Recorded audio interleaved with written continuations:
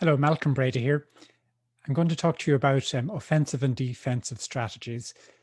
This is based on Michael Porter's work in his competitive advantage and competitive strategy books. This is a brief summary of his materials. So firstly, offensive strategies. Be wary about attacking leaders' strengths head on. This is the critical thing. So don't imitate the leader's strategy directly. Do something different. Don't price cut unless you've much greater financial resources or somehow lower costs. Generally speaking, the leader has the advantage. The incumbent has the advantage.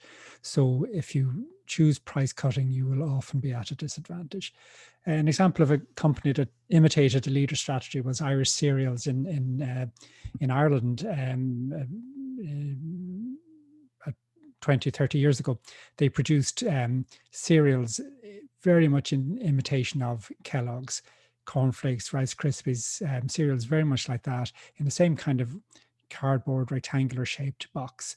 And they really didn't last very long. It took a year, maybe a year or so before Kellogg's ran them out of the market. So a direct imitation of leader strategy, generally speaking, not good. Other companies that have successfully imitated leaders, successfully attacked leaders and got into the market, are say the granola manufacturers who produce a different kind of product that Kellogg's didn't really have a good opposition to, and a totally different type of packaging, the kind of fancier plastic type of packaging that wasn't competing directly with Kellogg's products. So those companies have been quite successful against the big incumbent, but they didn't imitate the leader. They produced a new type of approach. Companies that have imitated are the very large Nestle General Mills combination that produced Cheerios and various other products. They're competing very directly against Kellogg's, but they are very large companies that have great financial strength and great market power, so they are able to do that, and they have successfully competed against Kellogg's. Anyway, generally, the message is be wary of attacking strengths head on. Find some other way around. Exploiting weaknesses, the other option. So again, for example, a poorly served region or a poorly served segment of the market, if there's an area of weakness that the main incumbent or the leader tends not to pay much attention to, that may be an opportunity. For example, Walmart famously started in small towns in rural America, where the existing incumbents, Kmart and so on, didn't really bother too much about. They felt they were too small to be of concern. But Walmart were able to produce a product that worked there, and they successfully started there and then expanded from there. Komatsu similarly expanded into less developing countries or less developed countries and attacked that particular market and were very successful there. And from there, then they attacked the more, the broader, the wider market from that point. But they'd gained success in a market that Caterpillar didn't pay much attention to. Preempting others from competing, so stopping competition in the first place. For example, Starbucks proliferate cafes. You might wonder why they do that, but one of the reasons is that if they have all the best corners in the town, it stops other cafes getting into that particular market. So Starbucks, okay, are competing against themselves, but they might prefer that to competing against other coffee shops. Nullify competitors' advantage. Again, if you can somehow make that advantage disappear, then you gain an advantage yourself. For example, Pepsi in the supermarket channel, when they moved to plastic bottles, sort of 2 liter or so plastic bottles, they nullified the great shape advantage that Coca-Cola have had traditionally with their skirt glass bottle. So straight away that advantage was nullified by Pepsi. So these are just different ways of having offensives. You can do it, but you need to be careful. So don't attack the leader head on. Look to a weakness and try and exploit that. Preempt a competitor from competing in the first place, and nullifying a competitor advantage. There are 4 of the ways that Porter outlines. An example here is the very good example from the wine market. The New World markets, the New World producers have been very successful. And one of the reasons why is that you can see from the label on the left, the traditional French wine producer who were the dominant players in the wine industry for a long time. They competed on the basis of terroir or geography, the area that the wine came from, Bourgogne, Medoc, and so on. Okay, Beaujolais. These are areas in France, and it's from these areas that those particular wines come from. So it's very hard to compete against that, because you can't, by definition, be a Beaujolais or be a Bordeaux if you're not from there. However, the New World wines were able to change the way customers looked for wine by moving from geography or terroir to cépage or grape variety. Most likely, when you ordered a glass of wine in a bar recently, you may have asked for a Chardonnay, for example, and that's a grape. So by asking for a Chardonnay, you're switching from geography-based product to a grape variety-based product. And the New World wines were largely based around grape variety, and hence they were able to gain a great market share in markets, particularly at the lower end of the markets. The French wines still are very dominant at the upper end, but at the lower end, it's moved to New World and grape variety.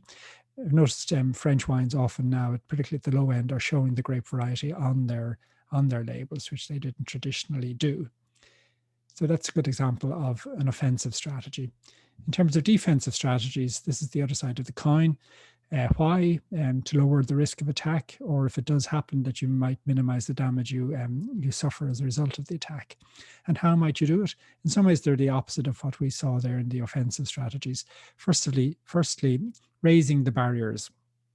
You'll see from the 5 forces model that barriers to entry is one of the traditional forces in an industry that needs to be examined. So if you raise the barriers, that tends to stop firms coming in. So blocking options, channel suppliers, and so on.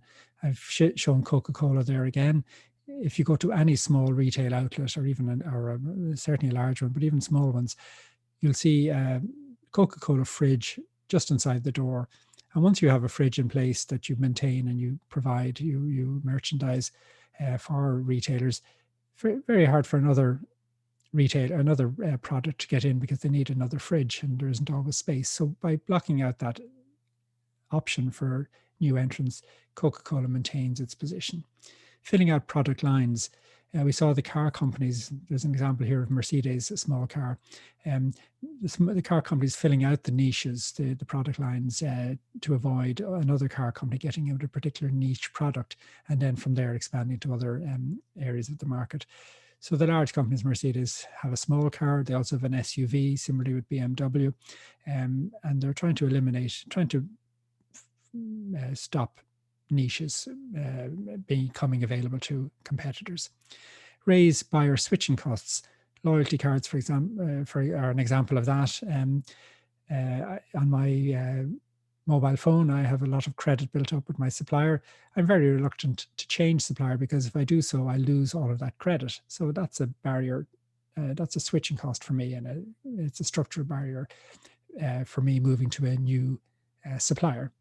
Increasing scale economies, capital requirements, advertising. Coca-Cola advertise a great amount. You wonder why. Everybody, of course, knows about Coca-Cola. So why do they still advertise? Well, it stops other people getting in, because to get into that soft drink market, you'll have to be prepared to spend a great amount of money on advertising. And small firms don't have that, so it keeps firms out.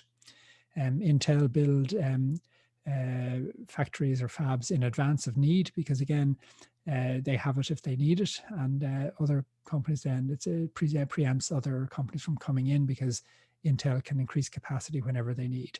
So if there's ever a growth in demand, Intel can provide for that because they have capacity available. And other firms will know that, so they're wary about then getting involved in that industry. And invest in proprietary know-how, people development, patents, and so on. All of that acts as a barrier to entry, or it's a structural barrier. Second option is signaling strong retaliation. Some incumbents are known for their strong retaliation. As soon as a competitor comes in, they'll immediately price cut, or they immediately increase advertising or whatever. They might litigate if there's an opportunity. We see Samsung taking Apple to court. Microsoft traditionally maintain a large amount of cash, a war chest. So if they need it, If they need to draw on it for whatever, an ad campaign or anything else, new product development, they can do so. You can use it to support price reductions if necessary. So all of these indicate retaliation. And if you're known to be retaliatory, that tends to act as a defense in its own right.